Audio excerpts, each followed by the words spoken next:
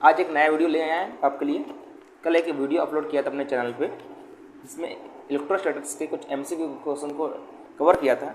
आज हम इलेक्ट्रोस्टैटिक्स के कुछ डेरिवेशन को देखेंगे जो एग्जाम के बेस पे इम्पोर्टेंट होंगे। ठीक है, चलो पहला सवाल आता है यहाँ पर डेरिवेशन का। ठीक है, कह रहा है कि वैद्युत द्विध्रुव से आप क्या समझते हैं? वैद्युत द्विध्रुव के कारण अक्षीय अवस्था में वैद्युत क्षेत्र की तीव्रता का व्यंजक प्राप्त कीजिए। पहले मैं सवाल को लिख दूँ। क्वेश्चन पहला है, वैद्युत द्विध्रुव से आप क्या समझते हैं? वैद्युत द्विध्रुव के कारण अक्षीय अवस्था में वैद्युत क्षेत्र की तीव्रता का व्यंजक क्या होगा? ठीक है, तो पहले समझते हैं वैद्युत द्विध्रुव क्या होता है। वैद्युत द्विध्रुव, इसका इंग्लिश में बोलते हैं इलेक्ट्रिक डाइपोल।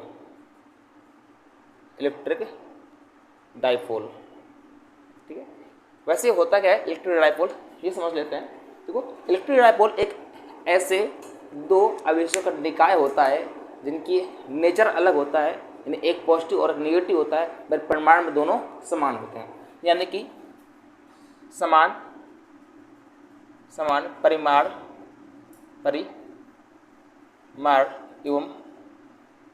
एवं विपरीत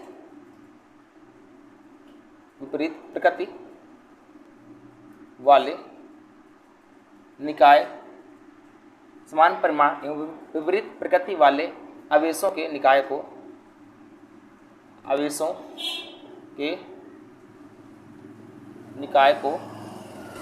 वैद्युत द्विध्रुव कहते हैं। वैद्युत द्विध्रुव कहते हैं। ठीक है, ये इसका डेफिनेशन कैसे, देखो इसका प्रतीक क्या होता है, तो इसका प्रतीक होता है P। ठीक है, और अगर बात करें मात्रक की, इसका मात्रक होता है कूलाम इंटू मीटर, यानी कि CM। ठीक है, वैसे इंग्लिश बोलते हैं इसको हम CM। ठीक है, कूलाम मीटर, करेक्ट हुआ। ओके, जैसे मान लीजिए मेरे पास में एक छोटा सा आवेश ये है प्लस Q, और एक आवेश कौन सा है, ये माइनस Q। ठीक है, इन दोनों के बीच की डिस्टेंस मान लेते हैं 12। कितनी मान लेते हैं जी? 12। तो इनको मिलाने वाली एक लाइन होगी। ठीक है, जिसे हम बोलते हैं दो आवेशों को मिलाने वाली एक रेखा। इनका बीच में एक सेंटर होगा ना, तो सेंटर से ये तक डिस्टेंस L और ये L डिस्टेंस L। करेक्ट हो गया। इस पूरे सिस्टम को, इस पूरे निकाय को हम बोलते हैं वैद्युत द्विध्रुव। ये पूरा निकाय कहलाता है इलेक्ट्रिक डाइपोल। करेक्ट हो गया। ठीक है, ये पूरा क्या होता है, सिस्टम को बोलते हैं इलेक्ट्रिक डाइपोल, जिसमें दो आवेश होते हैं, दोनों के चिन्ह क्या होते हैं, अलग अलग, बट वैल्यू क्या होती है, सेम। 3 कूलाम का ये तो 3 कूलाम का ये, बट ये पॉजिटिव नेगेटिव। ये बेसिकली बहुत सारे छोटे से आयन्स होते हैं। जैसे एग्जाम्पल ले लें, जैसे NaCl होता है, तो NaCl के अंदर दो आवेश होते हैं, Na धनायन और Cl ऋणायन। क्योंकि ये बहुत पास में होते हैं, तो ये जो 12 दूरी बहुत छोटी होती है। हमको दिख रहा है यहाँ पर, आपको जूमिंग दिखा दी कि बहुत दूर है, होते एक्चुअली बहुत पास है। अगर आप देखें नमक के एक छोटी सी टुकड़ी को लेंगे तो उसके अंदर NaCl के दो पार्ट्स मिलेंगे, तो Na धनायन और Cl आयन कितना दूर हो सकता है, दोनों आयन्स हैं तो उसी छोटे से पार्ट्स के अंदर ना। तो जो भी दूरी आपको दिख रही है ना इनके बीच की, वो डिस्टेंस यहाँ पे दिखा रहे हैं आपको दूर है, बट एक्चुअल में बहुत पास होती है। फील कर पाए ऐसा कि मान लेते हैं कि ये रखा हमारा प्लस Q आवेश और ये रखा हमारा माइनस Q आवेश, ये दूरी कितनी है, 12। करेक्ट। ठीक है, तो ये होता हमारा इलेक्ट्रिक डाइपोल। पहले इसको आप नोट करें, फिर अगले क्वेश्चन पे समझते हैं कि वैद्युत द्विध्रुव के कारण उसकी अक्षीय अवस्था में वैद्युत क्षेत्र की तीव्रता का व्यंजक क्या होता है। नोट कर लें इसको।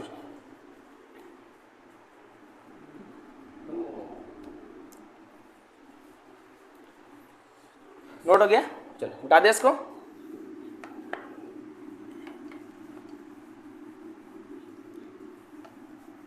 तो अब हम क्वेश्चंस कवर करेंगे कि वैद्युत द्विध्रुव के कारण अक्षीय अवस्था में वैद्युत क्षेत्र की तीव्रता का व्यंजक। इस क्वेश्चन को यहाँ से सॉल्व करेंगे, ये वाला। ठीक है, एक फार्मूला निकाल के लेके आएंगे जो एग्जाम में बहुत ज़्यादा इंपॉर्टेंट होता है। 3 नंबर का एग्जाम में क्वेश्चंस रख के आता है जी। ठीक है, करें सॉल्व। तो यहाँ लिखते हैं वैद्युत द्विध्रुव के कारण अक्षीय अवस्था में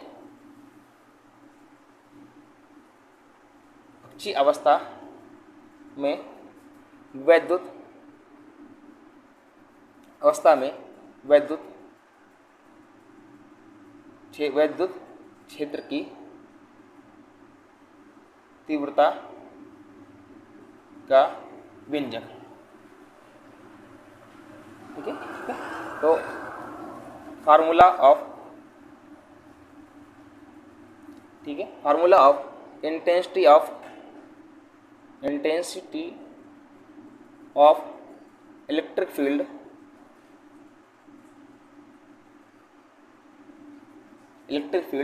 ओके इन हेड ऑन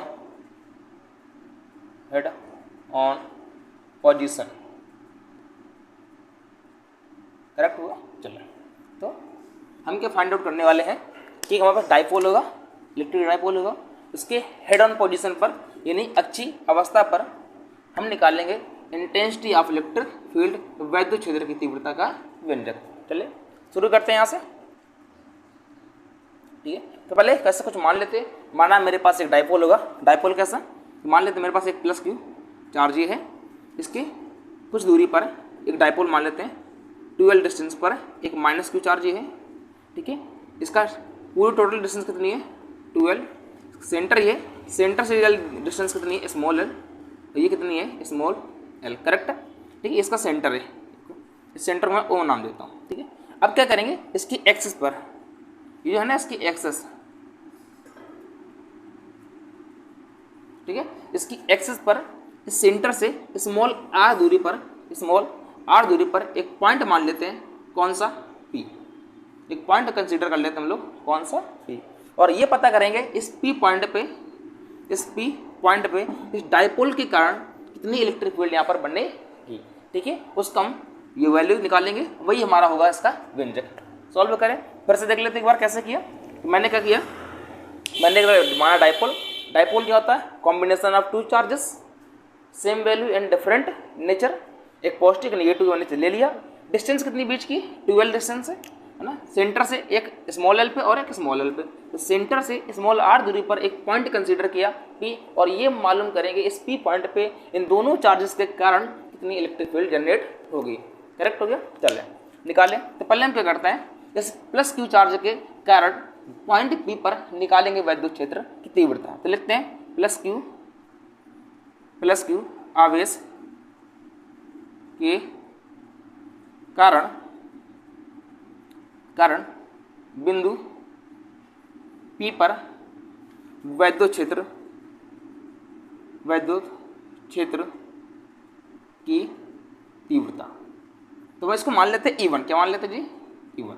क्योंकि प्लस क्यू चार्ज से फील्ड बल रेखाएं निकलती है ना, प्लस क्यू चार्ज से वैद्युत बल रेखाएं आगे निकलती है, तो फील्ड कुछ इस फॉर्म में बनेगी E1। करेक्ट है, तो प्लस क्यू चार्ज से निकलेगी E1, कितने निकलेगी E1 बराबर के क्यू बटा आर स्क्वायर। करेक्ट, फार्मूला होता है किसी बिंदु आवेश के कारण वैद्युत क्षेत्र की तीव्रता का फार्मूला होता है कि क्यू बटे आर स्क्वायर। तो चलिए के का रहा, क्यू का क्यू रहा, डिस्टेंस आर। देखो यहाँ से अगर हम डिस्टेंस ले, हमें तो चाहिए इस पॉइंट से ना डिस्टेंस, तो यहाँ से ये हमें स्मॉल एल है, तो अगर हम पूरी काउंट करें यहाँ से लेकर यहाँ तक की, तो इतनी स्मॉल आर, ठीक है, इतनी स्मॉल एल पूरी कितनी होगी आर प्लस एल, तो पूरी हो जाएगी यहाँ से आर प्लस का एल। करेक्ट, दूरी हो गई आर प्लस का एल का होल स्क्वायर। करेक्ट हो गया। ठीक है, अब हम क्या करेंगे, इस माइनस क्यू आवेश द्वारा, इस माइनस क्यू आवेश के कारण पॉइंट पी पर निकालेंगे इलेक्ट्रिक फील्ड की डेंसिटी। करेक्ट हो गया। चलिए, तो माइनस जो चार्ज होता है वो फील्ड अपनी ओर खींचता है, इसकी फील्ड कुछ इस फॉर्म में बनेगी, ये E2। कौन सी जी, E2। तो लिखते हैं माइनस क्यू आवेश के कारण बिंदु पी पर वैद्युत क्षेत्र की तीव्रता, इसका नाम हम दे रहे हैं कौन सा E2।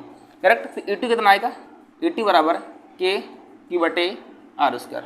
ओके, तो के का के रहा, क्यू का क्यू, आर क्या होगा, आर होता है इस चार्ज से यहाँ तक की डिस्टेंस, जिस आवेश के कारण आप निकाल लें तो उस आवेश से उस पॉइंट तक की दूरी को बोलते हैं आर। तो देखो ध्यान से, इस पॉइंट से मुझे इतनी चाहिए, तो सोचिए यहाँ से यहाँ तक की आर, इतनी एल, अगर पूरे में इतना लेस करेंगे तो इतना निकल के आएगा।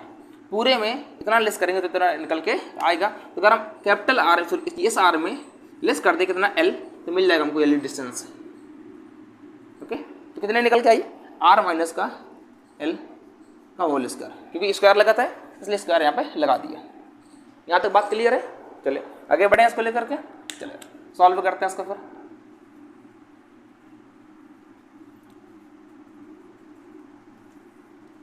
करेक्ट हो गया। तब क्या करना है, हमें निकालना पॉइंट पी पर कुल वैद्युत क्षेत्र की तीव्रता। किसी पी पॉइंट पर हमारे पास दो इलेक्ट्रिक फील्ड आ रही है, एक E1 और एक E2। हमें निकालनी कौन सी, कुल। तो लिखते हैं बिंदु पी पर